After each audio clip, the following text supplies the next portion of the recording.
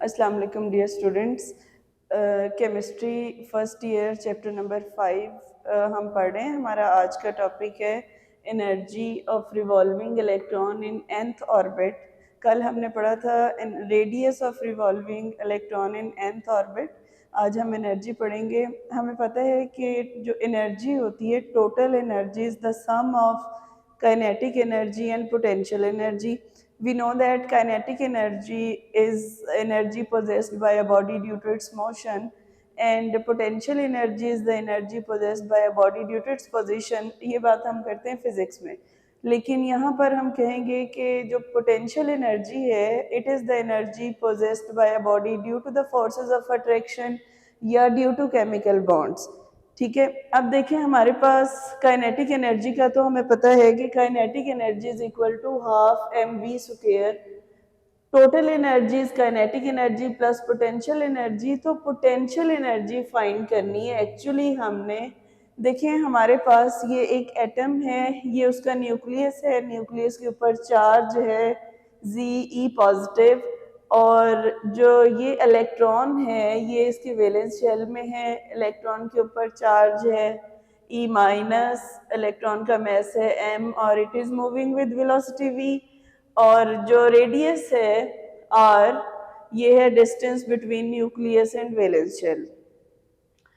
अब हमने बात ये करनी है कि हमने एक्चुअली एक इलेक्ट्रॉन को इन्फिनिटी से डिस्टेंस r पे लेके आना है। हम फर्ज करते हैं कि यहाँ पर एक ऑर्बिट है और ये कोई इनफाइनाइट डिस्टेंस है, इलेक्ट्रॉन यहाँ पर मौजूद है।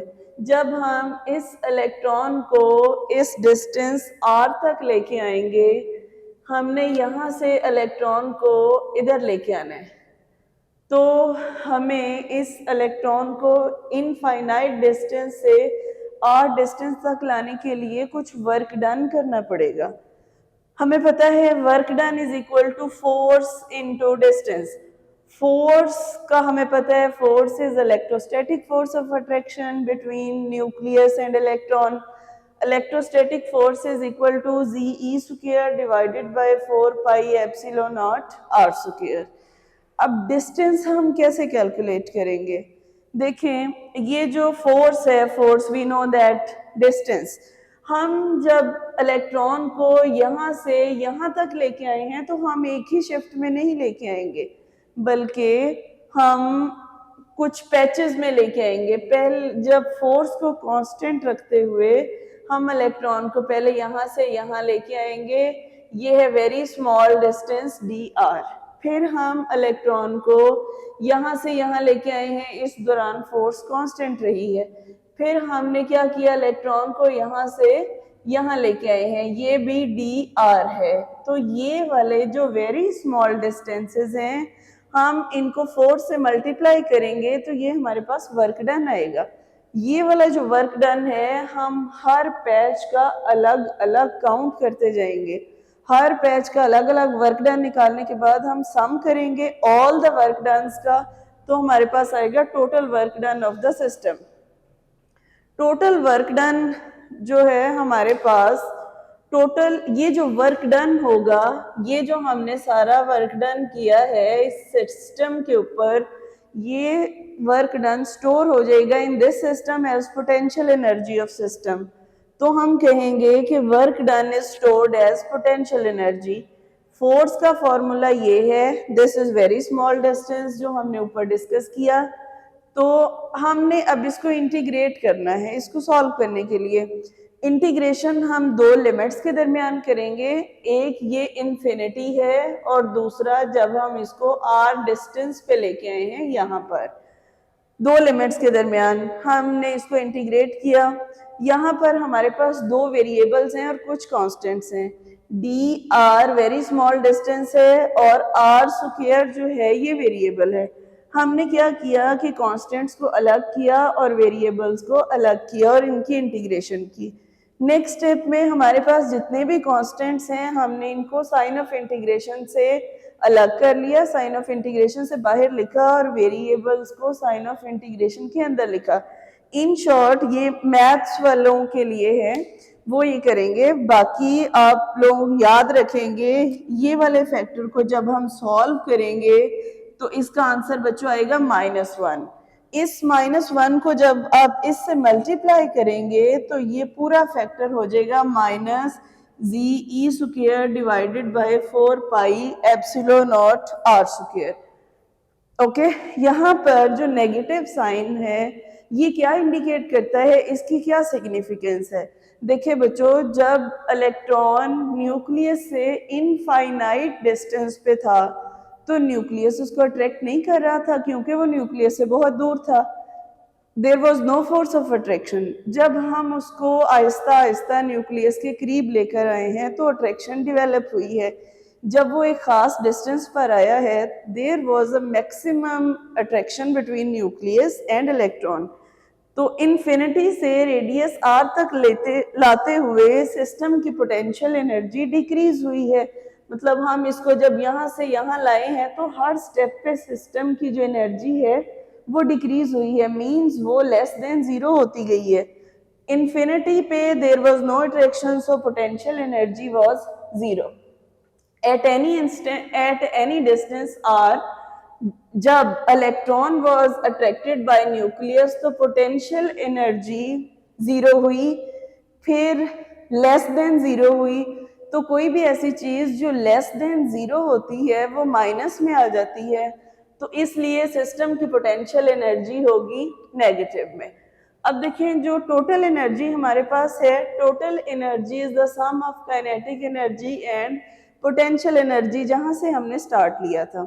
हम यहाँ पर वैल्यूज पुट करेंगे। We know that kinetic energy is equal to half mv² and potential energy जो हमने वर्क डन करने के बाद निकाली है, ये वाली वैल्यू हम यहाँ पुट करेंगे।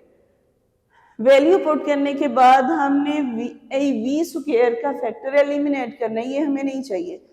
तो हमने जब derivation of radius of electron पढ़ा था उसमें हमने पढ़ा था कि जब इलेक्ट्रॉन रिवॉल्व कर रहा होता है तो इलेक्ट्रॉन को रिवॉल्व करने के लिए एक कंडीशन है कि फोर्स ऑफ अट्रैक्शन, जिसको हमने सेंट्रीपिटल फोर्स कहा था, should be equal to the centrifugal force, यानी वो फोर्स जो उसको सर्कुलर पाथ में मूव करा रही है और वो फोर्स जो उसको सर्कुलर पाथ से बाहर निकाल रही है, दे मस्ट बी इक्वल, तब वो मूव करेगा, अदरवाइज वो सर्कुलर पाथ से बाहर निकल जाएगा या गिर जाएगा अंदर। तो यहाँ से आप याद रखेंगे mv² is equal to these two forces are equal in magnitude, r² is r से कैंसिल हुआ तो हमारे पास mv² की वैल्यू आई। इस mv² की ये वाली वैल्यू हमने यहाँ पुट की है, ये वैल्यू पुट करेंगे। Putting the value of mv² in equation 2 यहाँ पे पुट करेंगे तो हमारे पास ये एक्सप्रेशन आएगा। हम इस पूरी इक्वेशन का, इसके डिनोमिनेटर का एलसीएम लेंगे, 8 को डिवाइड करेंगे, 8 एलसीएम आएगा, 8 को 8 से डिवाइड करेंगे 1 आएगा, 1 को मल्टीप्लाई करेंगे तो ये एज इट इज आ जाएगा ZE²। -8 को हम 4 से डिवाइड करेंगे 2 आएगा, 2 को z से मल्टीप्लाई करेंगे तो 2ZE² आएगा। अब इस 2ZE² से जब हम प्लस का ZE² माइनस करेंगे तो माइनस में आ जाएगा हमारे पास -ZE² डिवाइडेड बाय 8πε0r। ये हमारे पास आई है थर्ड इक्वेशन। अब मसला ये है कि यहाँ पे r भी आ रहा है, हमने r का फैक्टर भी एलिमिनेट करना है। r की वैल्यू हमें याद करनी पड़ेगी, हमने जो लास्ट टाइम डिराइव की थी। r इज इक्वल टू ε0 जो कि वैक्यूम परमिटिविटी कांस्टेंट है, n² 8² divided by ZE² πm। हम r की ये वाली वैल्यू इस इक्वेशन में पुट करेंगे। r की वैल्यू हमने यहाँ इक्वेशन 3 में पुट की, ये यहाँ पर इक्वेशन में पुट की है। तो ये जो सारा फैक्टर है ये ऊपर चला जाएगा, ये इससे मल्टीप्लाई होगा जाके, इसको सिंप्लीफाई करके मल्टीप्लाई करने के बाद जो चीज़ कैंसिल हो रही होगी हम उसको कैंसिल करेंगे। ये पाई इस पाई से कैंसिल हो रहा है, ये कैंसिल हो गया, z से मल्टीप्लाई होगा, Z² e की पावर 4 आ जाएगी, m divided by 8 epsilon not का स्क्वायर आ जाएगा n स्क्वायर और h स्क्वायर। सो ये है energy of electron in nth orbit. जब इलेक्ट्रॉन किसी भी nth ऑर्बिट में मूव कर रहा है तो उस वक्त इसकी एनर्जी होगी। अगर हम हाइड्रोजन के लिए निकालना चाहते हैं तो हमें पता है हाइड्रोजन के पास एक ही इलेक्ट्रॉन है, एक प्रोटॉन है, तो उसका एटॉमिक नंबर 1 है, तो Z की जगह हम 1 पुट करेंगे, 1 का स्क्वायर 1 आएगा, तो ये वैल्यू आ जाएगी। This is the energy of electron in nth orbit. En की ये वैल्यू आएगी। ये जो सारा फैक्टर है, दिस फैक्टर इज कांस्टेंट। यहाँ पर सारे कांस्टेंट्स हैं। E जो है चार्ज ऑन इलेक्ट्रॉन कांस्टेंट है, M mass of electron constant है, एप्सिलॉन नॉट कांस्टेंट है, प्लैंक्स कांस्टेंट है। ये सारी वैल्यूज यहाँ पे लिखी हुई हैं, ये याद होनी चाहिए every time. E is equal to 1.602 into 10 raised per minus 19 coulomb is the charge on electron. M is the mass of electron 9.1 into 10 raised per minus 31 kilogram. Pi constant है 3.14, H प्लैंक्स कांस्टेंट है 6.62 into 10 raised per minus 34 joule पर second है, और epsilon not की value है 8.85 into 10 raised per minus 12 coulomb square पर joule पर metre. जब हमने ये सारी वैल्यूज को इस इक्वेशन में पुट किया तो हमारे पास कुछ इस तरह की वैल्यू आई है 2.178 into 10 raised per 18 जूल पर atom divided by n square. एक एटम के लिए ये जूल में वैल्यू है। अगर हम इसको किलो जूल में कन्वर्ट करना चाहते हैं तो हम इस सारे एक्सप्रेशन को 1000 से डिवाइड कर देंगे, लेकिन ये सिर्फ एक एटम के लिए है। अगर हम इसको किलो जूल्स पर मोल में कन्वर्ट करना चाहते हैं तो हम इसको एवोगैड्रोस नंबर से मल्टीप्लाई कर देंगे। You know that Avogadro's number is equal to 6.022 into 10 raised per 23 divided by n square। तो ये सारा एक्सप्रेशन कन्वर्ट हो जाएगा किलो जूल्स पर मोल में। जब हम इसको सॉल्व करेंगे तो वैल्यू आएगी माइनस में आएगी 13.31 divided by n square kilo joules per mole. अगर हम हाइड्रोजन के लिए फाइंड करना चाहते हैं तो हमें पता है 1 mole of hydrogen is equal to 1.008 grams.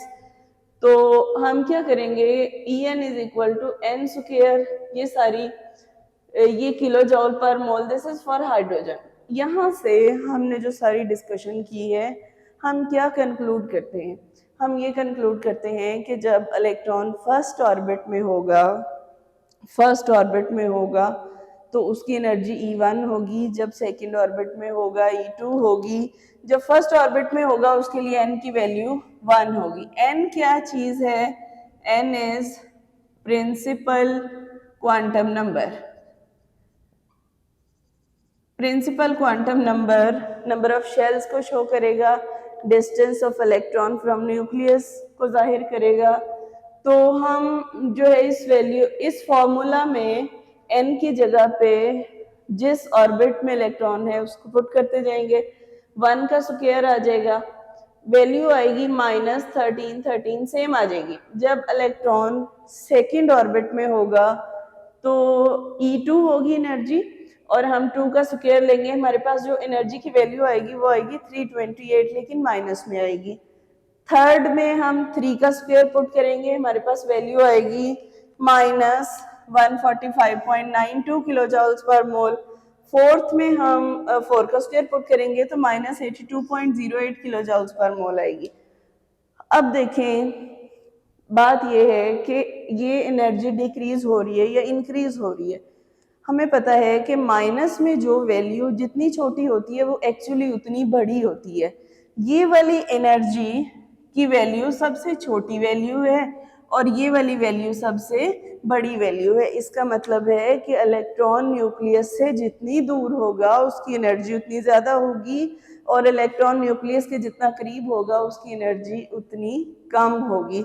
It means कि जैसे जैसे हम इलेक्ट्रॉन को इन्फिनिटी से न्यूक्लियस के करीब लेके आते जाएंगे, energy goes on decreasing, energy decrease होती जाएगी। तो हम कह सकते हैं कि जैसे जैसे हम न्यूक्लियस से अवे जाएंगे एनर्जी गोज ऑन इंक्रीजिंग, और जैसे जैसे हम इन्फिनिटी से न्यूक्लियस के करीब आएंगे एनर्जी गोज ऑन डिक्रीजिंग।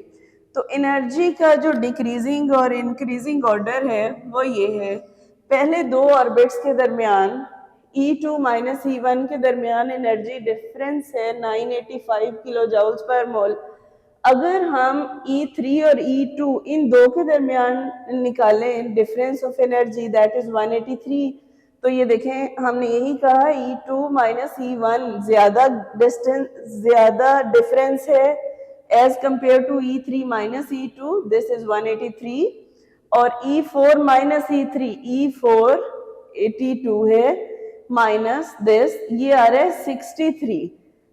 तो ये वाला जो रिलेशन है ये बिल्कुल ठीक है, हमने ये सारी वैल्यूज भी निकाल ली। आखिरी बात ये है कि इस एनर्जी से हमें आयनाइजेशन एनर्जी के मुतालिक भी इंफॉर्मेशन मिलती है।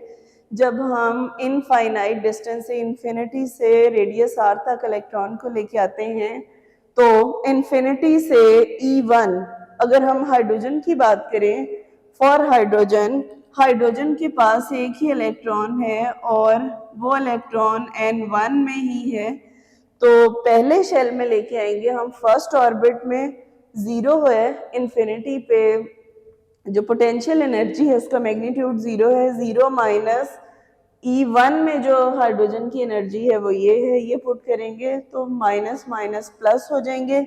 इट मीन्स ये जो एनर्जी है this is the ionisation energy of hydrogen, जिसको हम आयनाइजेशन पोटेंशियल ऑफ हाइड्रोजन कहते हैं।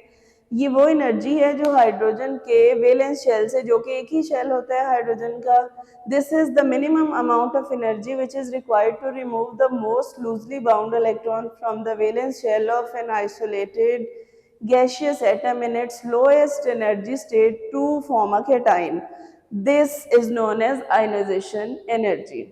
तो इससे हमें जो इतनी इंफॉर्मेशन मिलती है कि जैसे जैसे हम न्यूक्लियस से दूर जाएंगे एनर्जी इंक्रीज होगी, और जैसे जैसे हम इन्फिनिटी से न्यूक्लियस के करीब आएंगे इलेक्ट्रॉन को लाएंगे एनर्जी जो है वो डिक्रीज होगी। तो डियर स्टूडेंट्स, ये था आज का टॉपिक, ये भी इम्पॉर्टेंट टॉपिक है फॉर बोर्ड, काफ़ी दफ़ा रिपीट होता है, रिपीटेडली पूछा जाता है। Thank you so much, wish you all the best.